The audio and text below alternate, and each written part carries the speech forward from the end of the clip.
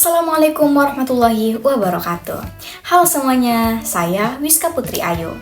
Nah, di video kali ini saya akan membahas sesuatu yang tentunya sangat penting untuk kita ketahui. Penasaran? Yuk simak sampai akhir video. Setiap 7 menit, seorang siswa di Indonesia mengalami bullying. Banyak dari mereka memilih tetap diam, bukan karena tidak sakit, tapi karena tidak tahu harus minta pertolongan kepada siapa. Diam yang perlahan menghancurkan rasa percaya diri, harapan, dan masa depan. Bullying bukan masalah kecil yang bisa diabaikan. Ini masalah pendidikan, masalah moral, dan masalah kemanusiaan. Hari ini kita akan mengungkap akar persoalan bullying, mengapa ia terus terjadi, dan bagaimana seharusnya kita bertindak.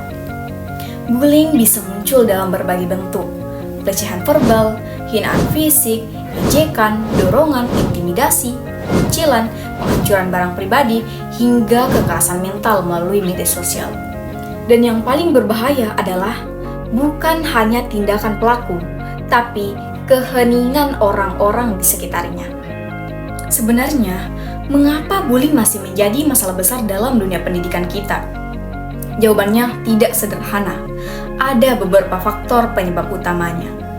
Yang pertama, kurangnya kontrol dan pengawasan lingkungan sekolah.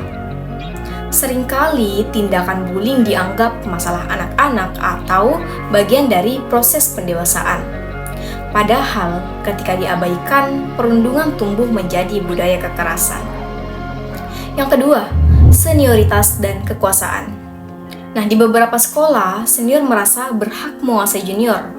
Kekuasaan disalahgunakan untuk menekan dan mempermalukan. Yang ketiga, rendahnya empati dan pendidikan karakter. Pendidikan terlalu fokus pada kognitif dan nilai akademik, tetapi melupakan kecerdasan emosional dan kecakapan sosial. Dan yang keempat, lingkungan, keluarga, dan sosial. Anak yang terbiasa melihat kekerasan akan menganggap kekerasan sebagai hal yang normal. Menurut teori fungsi pendidikan, sekolah memiliki tanggung jawab sebagai agen pembentukan karakter dan kontrol sosial.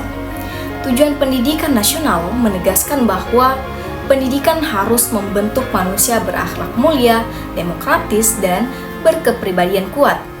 Namun, ketika bullying dibiarkan, tujuan itu pastinya akan gagal dicapai.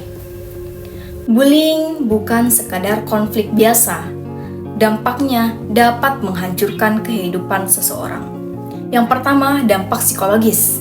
Korban akan merasa kehilangan harga diri, muncul rasa takut sosial, kecemasan, depresi, bahkan keinginan untuk mengakhiri hidup. Yang kedua, dampak akademik. Motivasi belajar akan menurun, absensi meningkat, prestasi turun, dan dalam banyak kasus, korban memilih berhenti sekolah. Yang ketiga, dampak sosial. Korban merasa tidak berharga dan kehilangan kemampuan untuk percaya kepada orang lain. Luka fisik dapat sembuh, tapi luka mental bisa tinggal seumur hidup. Solusi pendidikan berbasis karakter. Yang pertama, program sekolah ramah anak, yaitu lingkungan yang aman bagi semua siswa. Yang kedua, peer support atau teman penolong, yaitu siswa dilatih menjadi pelindung teman, bukan hanya sebagai penonton. Yang ketiga, zona aman dan konseling terbuka, yaitu sebagai tempat melapor tanpa takut disalahkan atau dipermalukan. Yang keempat, pendidikan empati dan literasi emosional atau social emotional learning. Yang kelima, sistem pelaporan anonim agar suara korban tidak padam. Yang keenam, sanksi tegas bagi pelaku, bukan sekadar peringatan formalitas.